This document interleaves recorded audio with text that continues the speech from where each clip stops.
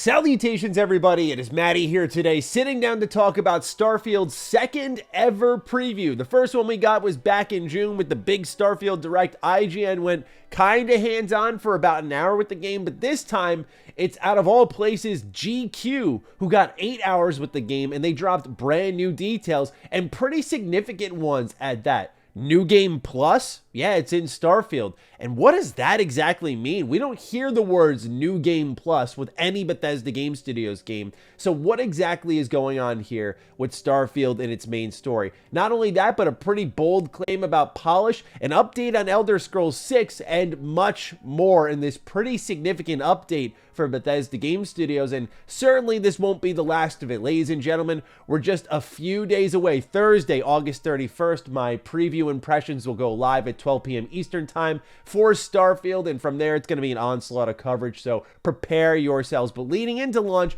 we have a lot prepared for Starfield as well, so keep your eyes peeled. And with that, our journey is almost over, ladies and gentlemen. Not much longer now. If you're new here, you're into Starfield or Bethesda at all, you're in the right place. Consider subscribing. Let's begin at the top of the preview. I've picked particular pieces out I want to call attention to. The whole article itself wasn't chock full of brand new information, but I picked out the brand new stuff that we can talk about here, such as this claim about the game's polish, where they say, but there is pride more so.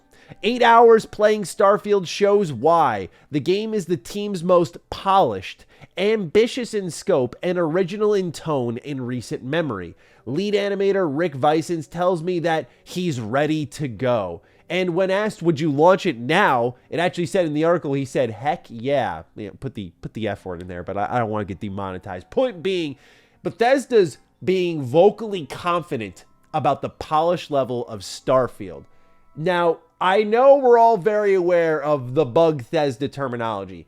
I've said time in, time out till I'm blue in the face, I got nothing to lie about, that has not been my BGS experience. Are there games kind of like janky, like you think of Fallout 3's first-person shooting? Yes. But when I look at the very legitimate bug montages online beyond Fallout 76, which to me was a terrible experience, in all of my thousands of hours across all of their games, I don't get these problems almost ever. I remember one time Piper went under the map in Fallout 4. That was like really it. Not that their games are actually polished, and I'm just probably honestly really lucky. But to see Bethesda, after earning this Bugthesda nickname, be so vocally confident, and even in a preview, 8 hours playing, saying, that polish is there. Very interesting stuff. As always, I'm interested what the impressions are going to be on review day, because there are games like, I think of Star Wars Jedi Survivor. When I played that game, yeah, I wasn't really that bug-ridden. It wasn't perfect by any stretch of the imagination, but you look at the people's experience beyond that, especially on PC, and it was embarrassing how bad it was. So, of course, experiences will vary, but this could be encouraging depending on how you look at it. Now, this article also gets really weird. So I wanted to read this part here because to me it's very fanficky, and I got a good kick out of this one. This is legitimately a piece of the article from GQ. I'm not trying to be mean here, but I thought it was hilarious. I think y'all need to read this. Todd Howard is to games what Tom Cruise is to cinema. He cackles when I suggest this theory to him. Slight, boyishly handsome, sharp-jawed, and tousle-haired. He has the look of classical antiquity.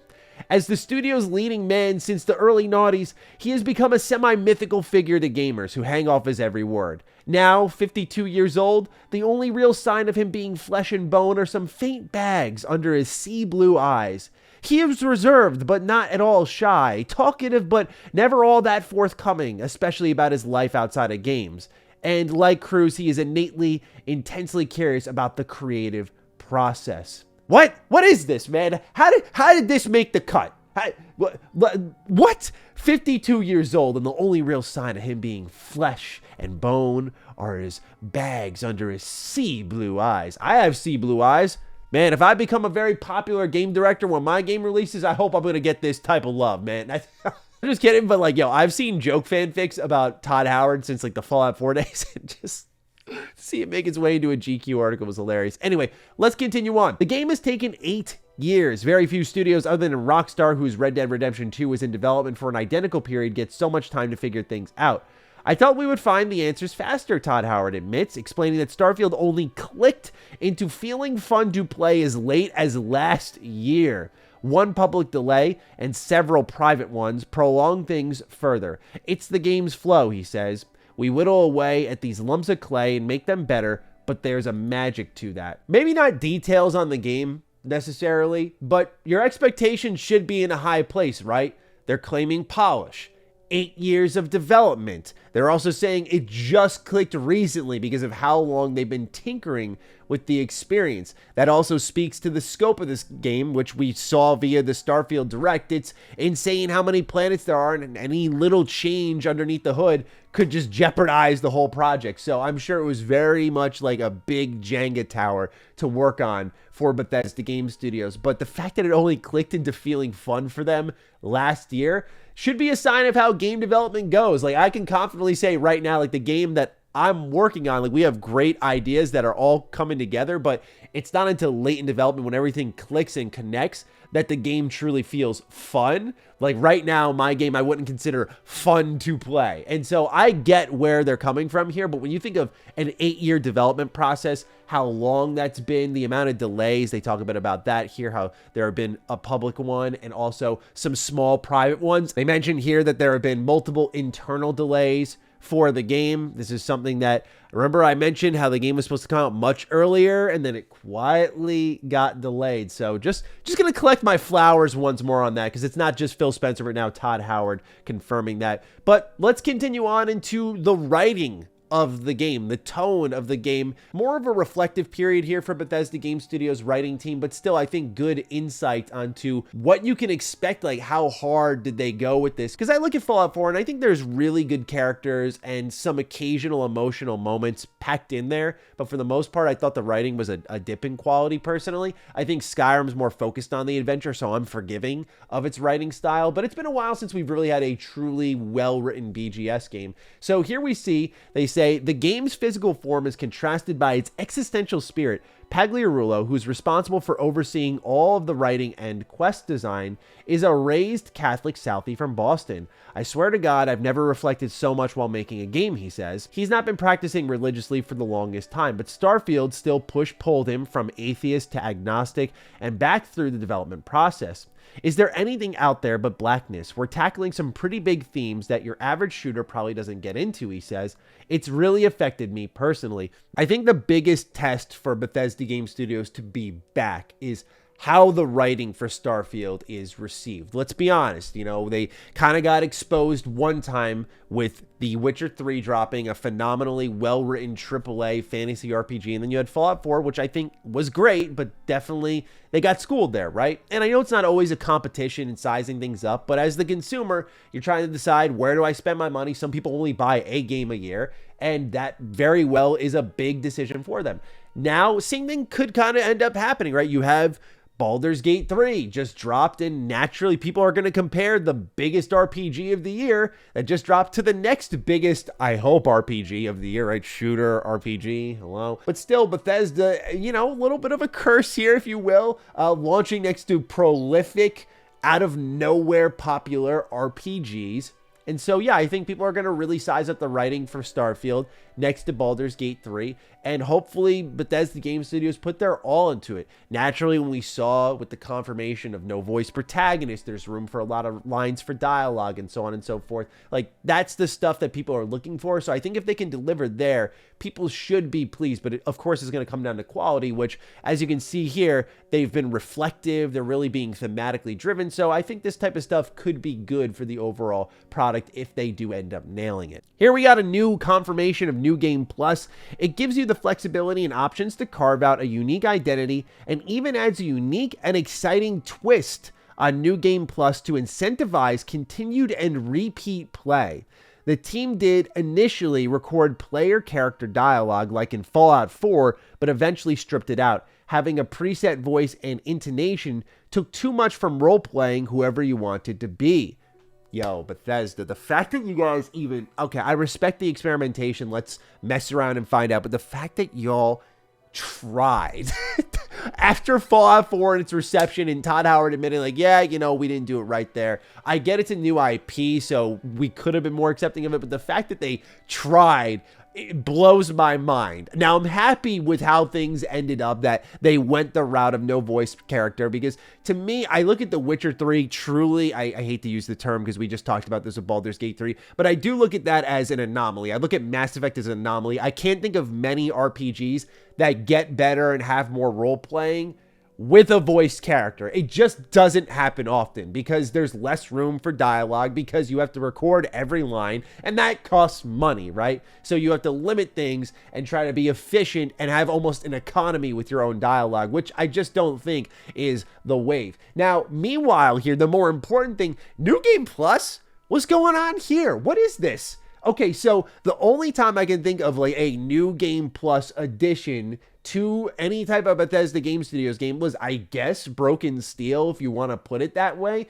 because you had the game Fallout 3, which I won't spoil it if you for some reason haven't played it yet and you're watching this channel, but when you beat the game, you can't continue on unless you eventually bought Broken Steel, because a lot of people were upset that you couldn't continue after the ending. So Bethesda responded to that feedback. They did a little bit of a story expansion, and you can continue on afterwards. That was the only form of, if you will, I guess, New Game Plus. But for Bethesda Game Studios to do that, when all of their games before this, every single one of them, let you just continue playing when the credits rolled. You just kept going. The world kept living on. You kept exploring, kept questing. To me, I look at that and I think that's a deliberate choice. And when GQ here is saying a unique and exciting twist on New Game Plus to incentivize continued and repeat play, that can be very exciting, whatever that may be. Now, what we've seen with Starfield is procedural content, so I feel like that's got to play a factor in it. But what does, like, immediately my head goes like, what does this mean for the main story? Like, what is the end result? You know, is that spoilery territory that they even revealed New Game Plus? Like, this is a major, I'm not trying to oversell New Game Plus, but for me as a BGS fan, like, this is like adding a jump button into Elden Ring, right? Where people are like, yo, let's go, we can leap around, right? Right? People are like, it's a jump button, bro, like standard for third-person games, but not for FromSoft. Same energy here with BGS, like, New Game Plus, I know New Game Plus is the standard, but the fact that, by the way, they're launching with it, which many games nowadays just add it in afterwards. Get New Game Plus afterwards, which I don't get. People want to run that new character back. They don't want to come back in 2 months and run it back. I just feel like there's something here. There's got to be something here, but this is crazy. Like, I'm very keen to learn what New Game Plus in Starfield is, but that's a pretty major new feature confirmed here. This preview also talks a bit about how much content is in the game. I get distracted by a museum where I catch up on 3 centuries of human history, a devastating colony war, the fate of Earth, okay, and the mystery of the Terramorphs. What could that be? The game's main alien threat.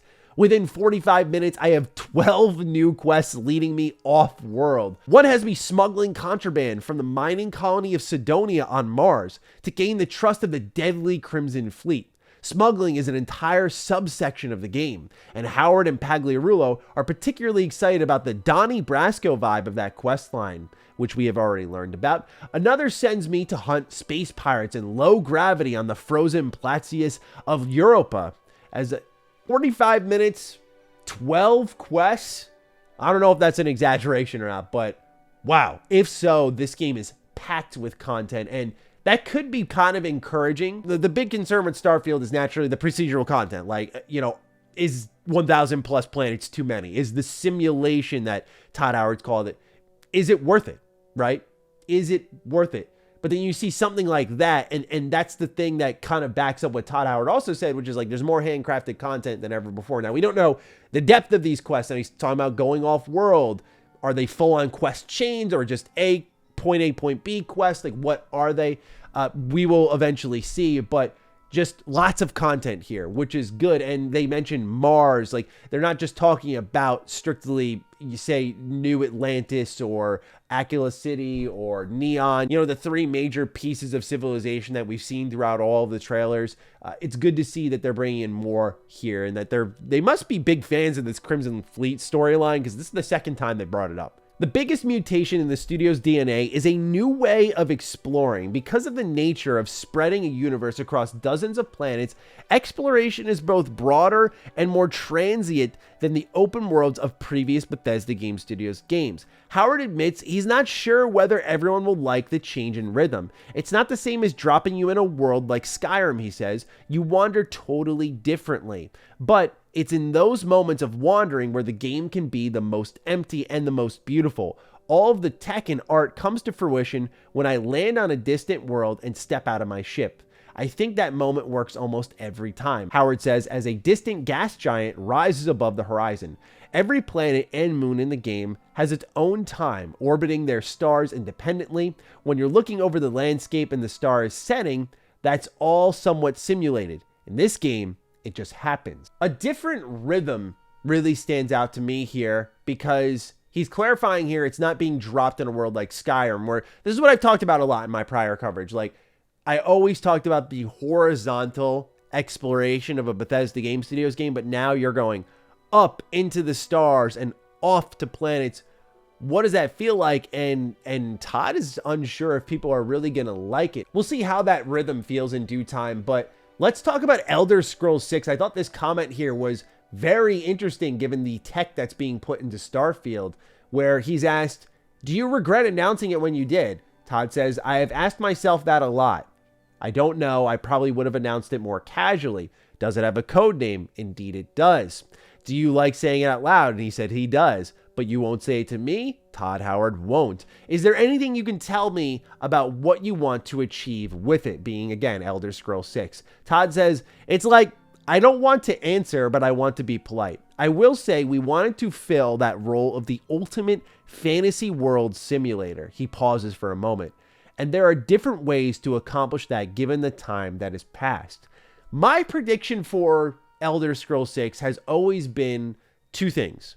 Number one is I think it's going to be very war focused. I look at Skyrim where they tried to do big battles, and 2011, 360, the game was doing a lot of ambitious stuff for its time. It's forgivable, but yeah, the battles weren't as epic as what you think of in your head.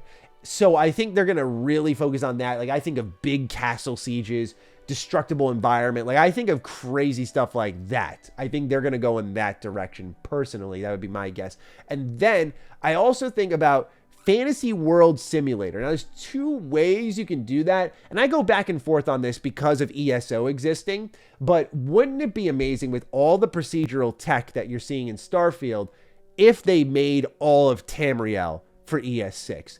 I know Bethesda Game Studios has to be the bigger is better mindset, and they have to be thinking that. How do you go from 1,000 planets to one area on the map? I mean, personally, I wouldn't be against that at all, but at the same time, I feel like if you're doing the ultimate fantasy world simulator, they're probably going to try to take Daggerfall and make that AAA, right? Like that ability to just explore a vast world and go anywhere and do anything. I think that might be what they go for. Of course, it all comes down to role-playing again. Hopefully they continue the trend of silent protagonists and let that be just, you know, a one-off with Fallout 4. But otherwise, ladies and gentlemen, that is your preview for Starfield from GQ. A lot of juicy new details here, from ES6 to the quality of the game and its polish to New Game Plus, its writing, and so much more. What do you think about everything that was shared here from GQ? Let me know down below. I'm certainly looking forward to seeing your thoughts. Other than that, take excellent care of yourselves, and I will see you in the next video. Be sure to follow me on Twitter, follow me on Instagram. Those links are in the description down below. And a big thank you to all the patrons, all the members who continue to support the heck out of the content here. Stay sexy, stay active. I love you all. Peace.